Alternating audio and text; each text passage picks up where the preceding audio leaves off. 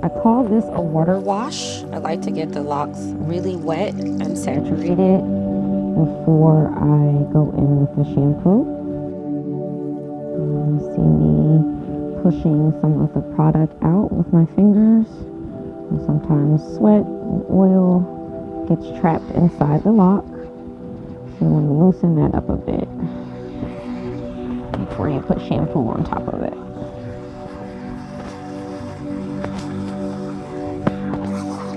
Through Influence, Black-owned beauty company based out of Virginia.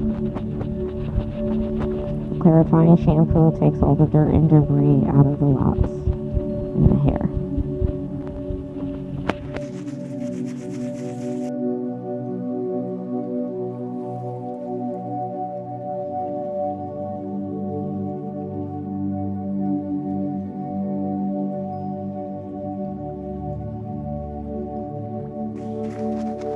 Mash the locks in between my palms to help me get the dirt and debris out of the lock.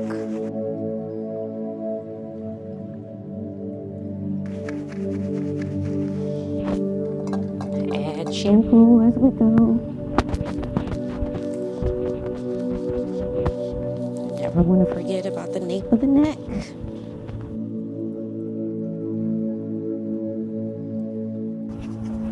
Shampooing locks water is your best friend. You take water with the locks and shampoo the entire length of the lock.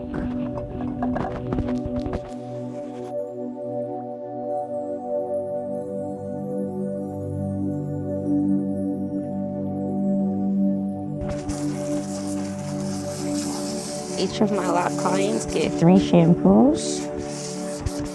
Shampoo, rinse. Just rinsing out the first shampoo.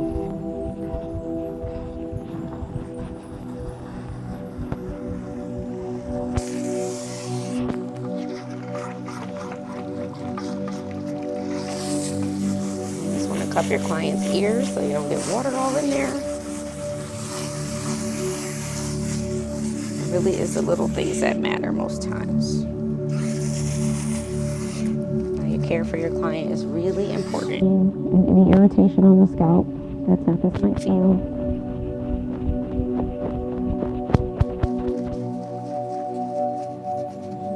This might tingle. It has some medicated stuff in it.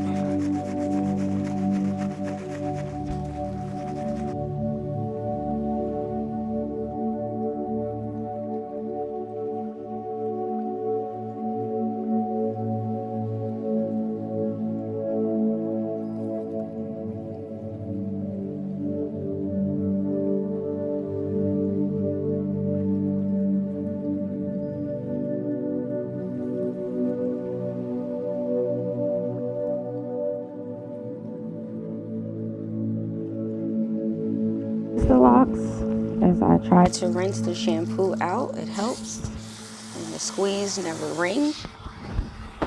You wring a rag, not locks. You wring the locks, you will cause damage. You want locks to stay healthy. Sorry. All right, and the third shampoo I'm gonna use is a rosemary shampoo by the same company I used as the first one, Influence.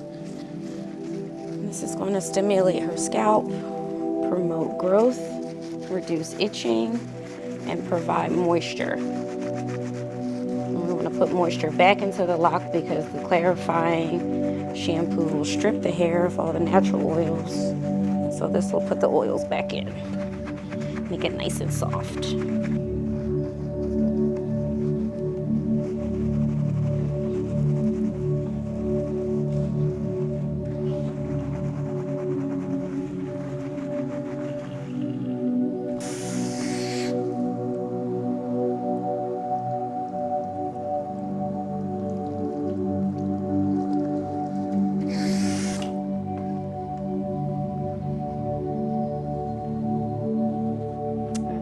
Step is going to be conditioner. So I like to use a rosemary conditioner. Again, it stimulates the scalp, promotes growth, reduces itching. wake those follicles up and massage it into the hair. And while the conditioner sits on the locks, I just take the time to do a gentle shampoo, or gentle massage rather.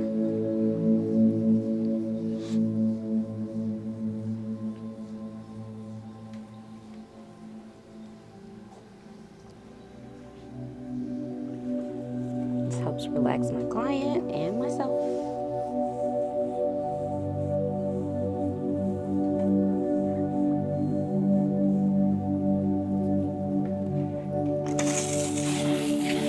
Let the conditioner sit for a few minutes while I set up my station for the next step. Take the time to wipe everything down. Some might call it OCD. I just like to be clean, neat. Do something called a pre-dry, which is where I take several towels and dry the locks as much as possible so that the client is not in the chair with dripping wet hair. So I'm just squeezing. Doing this will break and tear the lock, so you never want to do that. You want to pull the locks out and squeeze. So squeeze the excess water out. Squeeze.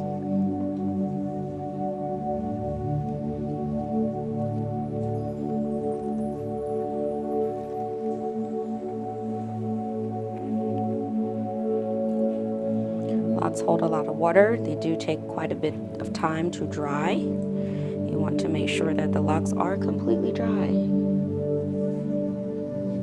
by the end of the service. You want to make sure you take your towel and wipe your client's ears, because no one wants to get up with water in their ears. And this is my pre-dry. So I'm just taking the towel and going down the shaft of the lock and squeezing.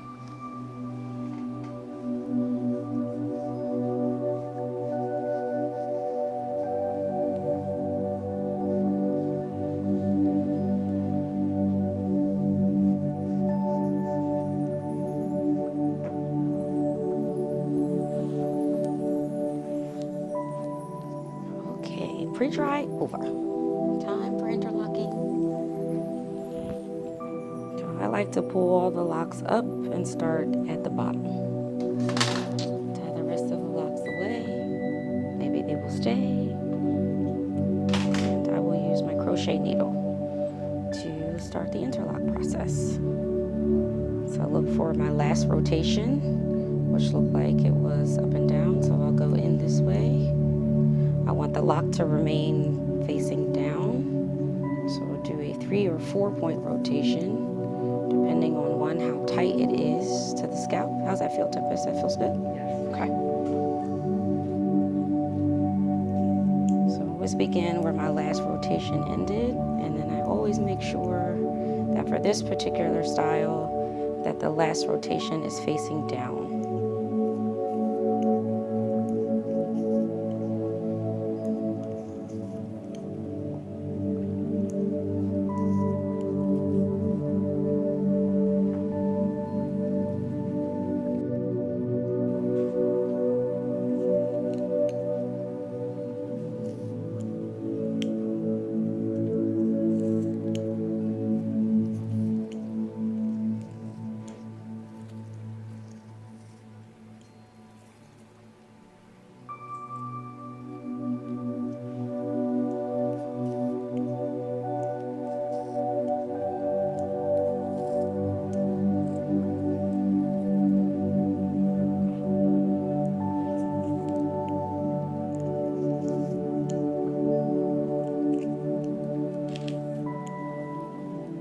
Sometimes the hair gets stuck, so you want to gently pull the hair apart. You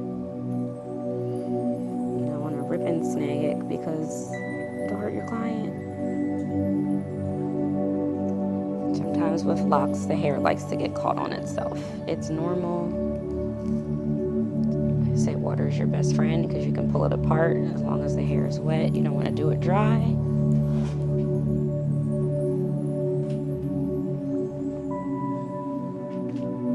hair does not grow at the same rate all over the head. Which is kind of cool.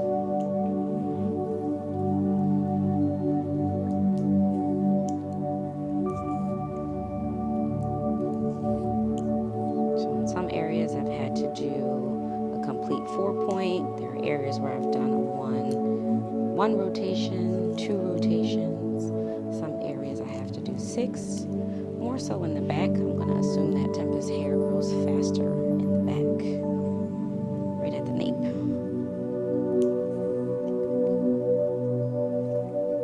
The back can see me. It's really helpful, makes my job a lot easier. And Tempest has been doing that for me, so thank you.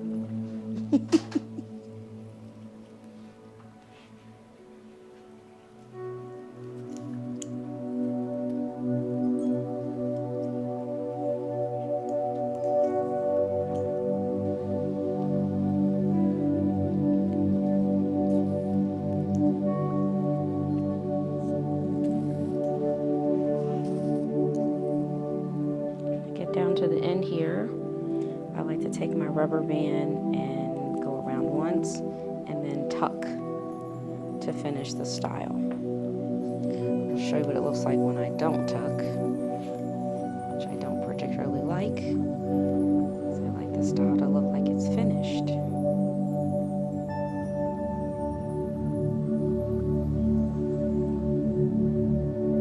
This one is a bit longer, and I still tuck it.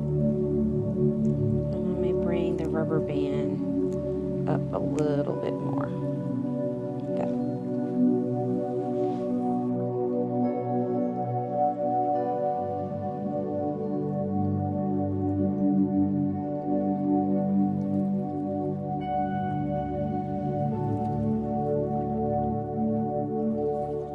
To save time for myself and my client.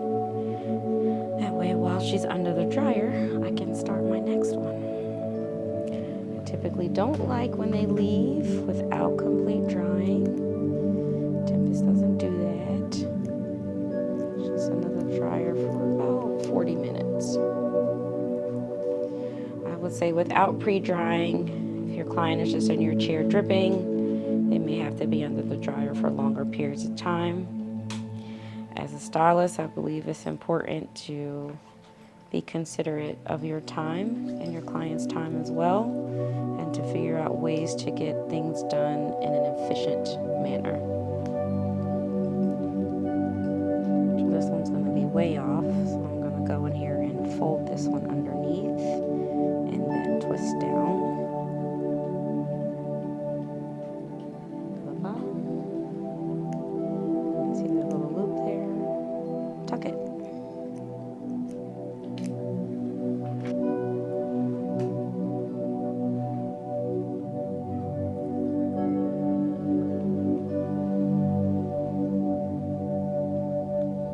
At 1:30. So ideally, I would like to have Tempest completely twisted and under the dryer so that I can begin with my next client.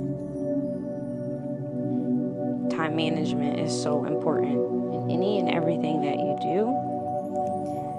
It didn't come overnight. It took some time to figure out how to manage and maintain my schedule, so that I can guesstimate how long it takes me to do everything. My shampoos are typically 15 to 20 minutes. My retie is anywhere from 30 to 90 minutes, depending on how many locks each client has. And then styling is about a half an hour, give or take.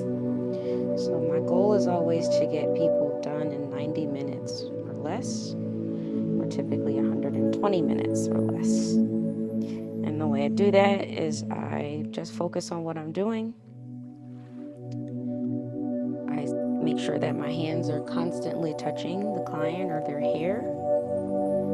If I am talking, which I'm doing now, just make sure that my hands stay focused. So if you're a talker as a stylist, you can talk, but just make sure that your hands stay on the job. And this is how you begin to increase how fast you get something done. repetition, doing it over and over and over again definitely helps.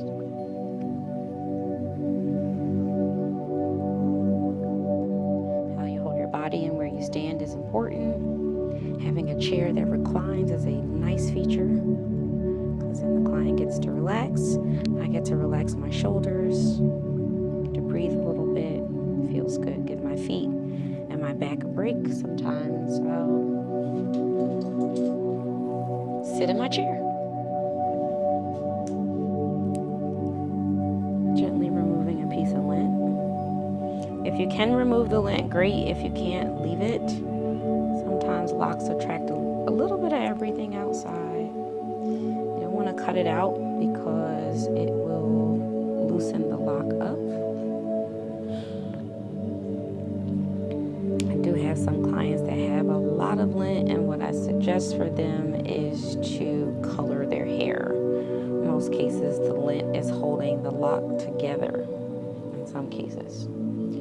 So you don't want to weaken the lock by picking lint out with like a tweezer or cutting it out. Just put some color over it. It's not the worst thing in the world. But now you can see Tempest has an exact even amount of locks. I'm finished with her style, and we will go under the dryer. We do not lay the baby hairs. We do not do all of that. Thank God she doesn't make me do all of that. I'm gonna put you under the dryer over here.